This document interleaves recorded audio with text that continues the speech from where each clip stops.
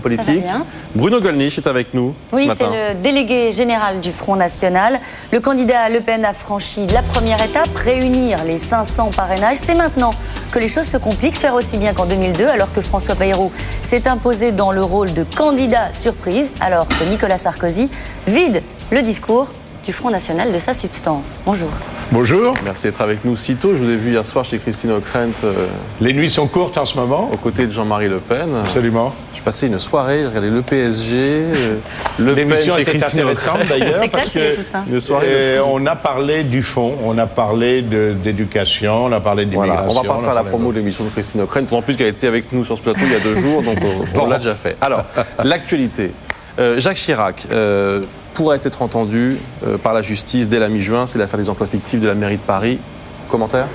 Je ne tire pas sur les ambulances, mais il est certain que Jacques Chirac a couvert un système de corruption dont seuls ses adjoints et les sous-fifres ont répondu, étant d'ailleurs condamnés assez légèrement à des peines avec sursis. Ce système de corruption a prospéré quand il était président du RPR, quand il était à la mairie de Paris et dans ses autres responsabilités. Donc vous dites que c'est la moindre des choses, c'est ça ? Je ne sais pas, c'est assez difficile de condamner le petit voleur d'autoradio qui va dire devant le juge qu'il a volé peut-être, mais 10 000 fois moins qu'un ministre. Il doit y avoir une hiérarchie des responsabilités, c'est sûr. Et justement, la justice démontre son indépendance, non ? Attendons qu'elle soit allée jusqu'au bout. Je ne crois pas beaucoup, hélas, à l'indépendance de la justice. Ségolène Royal a dit... Je suis moi-même assez bien placé pour le savoir, puisque le procureur de la République avait conclu à mon innocence dans une affaire où on avait trafiqué mes propos et où M. Perben, personnellement, avait ordonné que je sois poursuivi. On va pas refaire l'histoire, effectivement. Juste, Ségolène Royal a dit le respect de la fonction aurait mérité un certain délai à propos de Jacques Chirac. On ne peut pas se prononcer encore sur cette affaire. Pour le moment, Jacques Chirac est encore en fonction. Alors, pourquoi on vous parle de Jacques Chirac ? Pourquoi on vous parle de Jacques Chirac ? Parce que Jean-Marie Le Pen s'est fait remarquer dimanche soir lorsqu'il a dit qu'il perdait avec Jacques Chirac son pire ennemi, son meilleur ennemi. Ah, c'est pas pareil. Non, son meilleur ennemi. C'est ce qu'il a dit. Son meilleur ennemi. Est-ce que ça veut dire, au fond, que Jean-Marie Le Pen considère qu'il n'a plus personne pour lui renvoyer la balle, au fond ? Il est certain que Jacques Chirac a été non pas un adversaire, ce qui serait légitime en politique, mais un ennemi. C'est-à-dire que par des moyens déloyaux, il s'est attaché à nous faire disparaître du Parlement, puis en cautionnant les lois qui ont artificiellement réduit notre représentation dans les conseils régionaux à l'Europe. D'autre part, son bilan est absolument catastrophique dans tous les domaines. Alors, meilleur en ce sens que c'est vrai qu'il aurait été... Il eût été Non. En diabolisant les femmes, non, mais il eût été intéressant que Jean-Marie Le Pen puisse prendre en quelque sorte sa revanche, non pas dans un désir de vengeance, mais pour faire véritablement le bilan, pour que les Français aient droit sur ce bilan au débat dont Chirac les a privés. Donc vous êtes en train de nous dire que c'est la campagne de trop, au fond.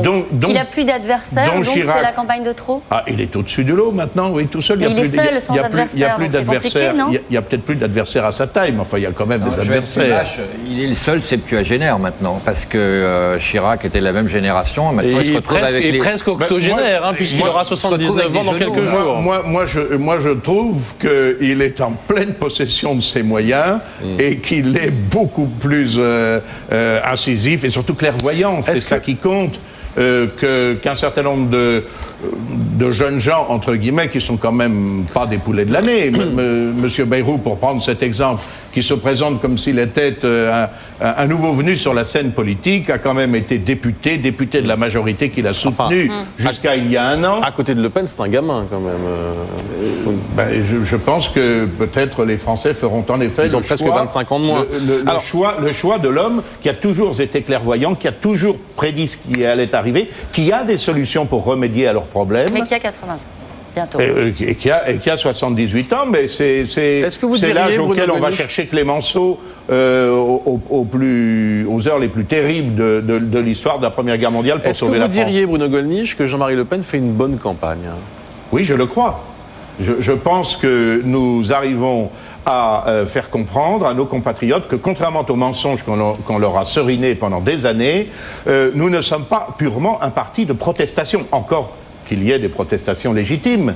mais nous sommes également un parti Ça veut dire que vous vous contentez de votre place de la place de quatrième homme pour Jean-Marie Le Pen. C'est curieux de dire qu'il fait une bonne campagne. Je pense que compte tenu de la sous-estimation habituelle de Jean-Marie Le Pen dans les sondages, je pense que le deuxième tour va se jouer pour les 4 premiers dans la barre des 18-20% et que le jeu est beaucoup plus ouvert qu'il n'y paraît. Et en ce sens, moi je me réjouis de la montée relative de François Bayrou, parce que il prend des voix à Ségolène Royal, il prend des voix à Nicolas Sarkozy. Il vous en prend pas, il contribue à ouvrir le jeu. Il ne prend pas de voix à Jean-Marie Le Pen? Je ne le pense pas, non. D'ailleurs, la preuve, c'est que Jean-Marie Le Pen ne baisse pas dans les sondages. Enfin, il ne monte pas non plus. Sondages qui sont... Attendez, la campagne officielle n'a pas encore commencé. Sondages qui sont, je me souviens très bien, j'étais directeur de campagne en 2002, beaucoup plus élevés qu'en 2002 à la même époque. Vous parlez toujours des sondages en disant qu'ils sont sous-évalués, etc. Il y a 72% des Français qui ont approuvé Nicolas Sarkozy quand il a appelé les maires sans étiquette à donner leur parrainage à Jean-Marie Le Pen, en l'occurrence. Le Pen est un candidat comme les autres aujourd'hui. Il n'a pas été le seul, heureusement. En l'occurrence, Nicolas Sarkozy. Donc, ça veut dire que Jean-Marie Le Pen est candidat comme les autres. Donc, est-ce que les écoutez, c'est la moindre des choses. C'est la moindre des choses. Heureusement que l'homme qui était en finale la dernière fois peut encore être candidat cette fois-ci. Est-ce qu'il faut dire merci pour ça? Si ça n'était pas le cas, la France serait une république bananière et notre système serait discrédité. Il n'en reste pas moins qu'il y a un véritable filtre avec ce système, que les pressions peuvent être faites sur les maires, que par conséquent il faut le changer d'urgence, comme le demande déjà depuis 7 ans le président de l'Association des maires de France, qui pourtant n'est pas de nos amis politiques.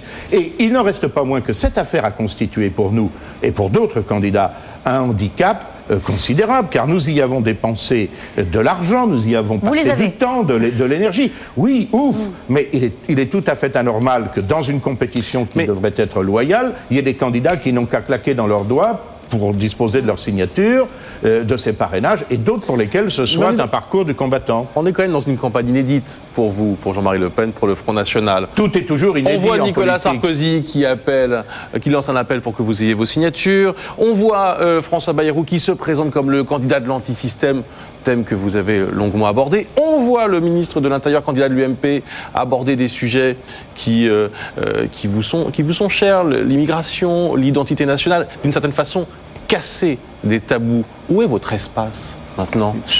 Quand vous demandez tout à l'heure si vous faisiez une bonne campagne, je vous ai trouvé très optimiste dans votre réponse. Tout ce que vous venez de citer, ce sont des hommages que le vice rend à la vertu. L'hommage que le vice rend à la vertu, c'est-à-dire l'hommage de ceux qui ont contribué à mettre notre pays dans la situation où il est et qui, aujourd'hui, reconnaissent implicitement que Le Pen, que le Front National avait raison. Vous savez que l'hommage que le vice rend à la vertu, c'est la définition qu'on donne de l'hypocrisie. Et je crois que nos compatriotes le percevront ainsi. Bien pour la formule, mais le problème c'est qu'aujourd'hui vous n'incarnez plus ça. C'est Nicolas Sarkozy qui fait sauter les clivages. Alors on va reprendre sur le fond. S'il suffisait... Le ministère de l'Immigration et de l'Identité nationale. Je vais vous répondre. On continue. Il propose de conditionner le regroupement familial à la jouissance d'un appartement, d'un emploi à la maîtrise du français. Oui. Que ne l'a-t-il fait? Que n'a-t-il soutenu ces propositions durant les 30 dernières années écoulées? Car c'est un homme quand même dont la carrière politique, comme député, comme maire, comme président de conseil général, comme ministre, ne date pas d'aujourd'hui. Le fait que l'on découvre ou que l'on propose de telles mesures, sur le contenu desquelles d'ailleurs on est très vague. On est très vague parce que créer un ministère de l'immigration et de l'identité nationale, oui, mais qu'est-ce qu'on va mettre dans ce ministère? Quelles sont les mesures concrètement que l'on va prendre de la part d'un homme, de la part d'un homme qui a par exemple fait supprimer la possibilité légale d'expulser les résidents étrangers, délinquants ou multirécidivistes, sous prétexte de supprimer la double peine, par exemple, qui a inventé la discrimination positive, qui a donné un statut officiel à l'islam de France et pas forcément dans sa version la plus modérée. Et tout cela, qu'est-ce que vous proposez en plus que les propositions de Nicolas Sarkozy? Jusqu'où vous allez Et là où il ne va pas, lui, c'est la préférence nous nationale. proposons d'inverser dans l'ordre et dans la dignité le courant de l'immigration. Nous proposons d'établir la préférence nationale, qui est légitime parce qu'il est normal qu'en France, les Français soient prioritaires dans leur pays comme les étrangers le sont dans le leur. Nous proposons de réformer le code de la nationalité pour que devenir français s'hérite ou se mérite. Je vous signale que c'était déjà une proposition copiée de notre programme en 1986. La première fois que j'ai été élu député en 86, le RPR, qui est le parti de M. Sarkozy, avait publié une plateforme commune avec l'UDF, le parti de M. Bayrou, qui proposait de réformer le code de la nationalité. Ils n'en ont pas changé un mot. On est loin du discours de Balmy. Pas un mot. Au fond, si la campagne de Jean-Marie Le Pen est peut-être plus difficile cette année, s'il est distancé de 10 points par François Bayrou, et je ne parle même pas des deux autres. Vous voyez ce qui s'est passé en 2002 quand même. Il était beaucoup plus distancé. Il n'était que deux devant lui. Il n'était que deux devant lui, maintenant ils sont trois. En 2002, à la même époque, j'étais dans un débat qui était présidé par votre confrère, monsieur Calvi, avec monsieur Lèche, président d'un grand institut de sondage, qui disait Le Pen ne sera pas Le Pen n'est pas le troisième homme, il ne sera même pas le quatrième, il ne fera pas. Laissez-moi vous poser la question. Il ne fera pas 10% des voix. Si cette année, on a évoqué tous ces sujets. Au fond, peut-être aussi que les thèmes du Front National ne sont pas tout simplement dans l'air du temps. On a vu que 70% des Français, pour 70% des Français, la priorité, c'est l'économie. Oui, mais justement, parlons-en de l'économie. Mais vous n'êtes pas audible sur ce sujet. Mais parlons-en de l'économie. Nous sommes les seuls à proposer une protection raisonnable de notre marché face aux produits qui sont fabriqués dans des conditions de dumping par les millions d'esclaves de Chine, par exemple, qui n'ont pas de protection sociale, qui n'ont pas de retraite, qui ont des salaires de misère, qui n'ont pas le droit de grève, qui n'ont pas de liberté syndicale. Mais pourquoi on ne vous entend pas sur ces sujets? Vous n'en parlez pas quand parce qu'on ne nous interroge pas là-dessus. Mais je suis très heureux que vous m'en parliez. Car les trois, ça veut dire quoi, monsieur Gollnisch? C'est-à-dire, par exemple, des droits de douane modulables, remboursables, des droits de douane qui constituent pour les pays qui exportent dans notre direction un crédit, en quelque sorte, qu'ils pourraient utiliser pour acheter chez nous des biens d'équipement. Je crois que c'est une solution. Des droits de douane sur nos TGV, nos centrales nucléaires, on n'aura rien gagné. Vous n'êtes pas un peu inquiet de savoir quand même que les Chinois, quand on leur vend un Airbus, demandent la technologie? Vous croyez qu'ils sont incapables de fabriquer leurs propres avions? On a un micro, j'aime pas, comme ça, de 10 secondes pour vous. J'aime pas. Le verdict Clément dans l'affaire d'euthanasie. Je n'aime pas parce que c'est un très grave fait de société, parce qu'on dit que ce médecin a aidé le patient à mourir. Elle lui a injecté un poison violent, et que je sache, la personne qui était malade n'avait rien demandé du tout. Je considère par conséquent, je considère par conséquent que c'est quelque chose de très grave, parce que ça entache la confiance que des personnes âgées ou des personnes malades peuvent avoir dans l'institution médicale. J'aime pas. José Bové, Nicolas Dupont-Aignan, Frédéric Niouz du CPNT, peut-être absent du premier tour à cause des parrainages. Je n'aime pas. Il représente un courant d'opinion, et ce courant d'opinion devrait pouvoir être représenté dans l'élection présidentielle. Vous pourriez être solidaire et leur donner quelques parrainages supplémentaires, non? Ce n'est pas possible. Les formulaires ne sont pas remplis en blanc. Les maires les reçoivent à raison d'un seul par candidat. Mais je crois que Jean-Marie Le Pen a proposé le sien, puisque nous en avons un tout petit peu plus que le strict minimum, à un autre candidat, je crois à Nicolas Dupont-Aignan. Dites-nous aujourd'hui combien il fera au premier tour. Ah oui, prenons date. Allez. Prenons date, on est à 35 jours, là, vous pouvez vous mouiller quand même. 20%. 20%? Oui. Bon. Et donc il sera premier, deuxième, troisième, quatrième, cinquième, sixième? Je ne suis pas Madame Soleil. Je vais consulter ma boule de cristal. J'étais pas mauvais. Attendez, vous dites qu'il n'est pas sûr qu'il soit premier ou deuxième? J'étais pas mauvais un mois avant le premier tour de 2002. J'ai donné les scores de tous les candidats devant 3000 personnes et une centaine de vos confrères. Je vais consulter ma boule de cristal. Ce que je peux vous dire, c'est que Sarkozy et Royal ne seront pas dans la tranche des 25-30%. Mais quand la campagne officielle va commencer, les petits candidats, entre guillemets, vont leur manger de la laine sur le dos. Et vous êtes certain qu'il sera au deuxième tour? Je le crois, je l'espère, j'y travaille. De façon acharnée. Vous êtes convaincu, là. Je suis très confiant. Mais la vie politique est un combat. Merci beaucoup, Bruno Gollnisch. Bonne journée. Merci d'avoir été avec nous. Merci à vous. Ce matin.